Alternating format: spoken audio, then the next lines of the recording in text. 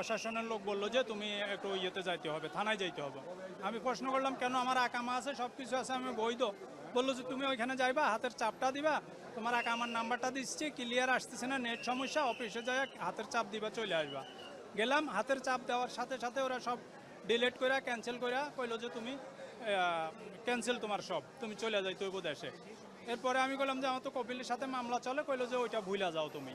এই যে আমি 58,000 টাকা পাইবো, এটা আসলে একটা ষড়যন্ত্র চলছে। সৌদি আরবে বর্তমানে শ্রমবাজারে বাংলাদেশি শ্রমিকদের বিরুদ্ধে বিশাল একটা ষড়যন্ত্র চলছে।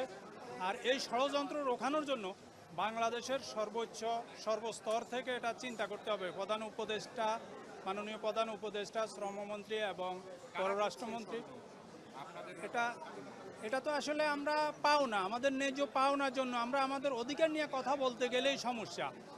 আর সেটা হলো, আমি এই যে আমার কাছে ডকুমেন্টস আছে, আমি যে 29 মাসের বেতন 58,000 রিয়াল আমি পাওনা আছি, সেটা ডকুমেন্ট। আর এটা 1.5 বছর, অর্থাৎ 2 বছর পুরার মাত্র 2 মাস বাকি আছে। 10 জুলাই 2023 আমি মামলাটা করছি। এতদিন পর্যন্ত আমাকে ঘুরাইছে। তাইলে দেখেন, আমার কাজও নাই এখানে। সৌদি আরবে একটা জিনিস নিয়ম হলো, কফিলের বাইরে কোথাও কাজ করা সম্ভব হবে না। সৌদি আরবে কফিলের কাজের বাইরে কোনো কাজ করতে দেয় না।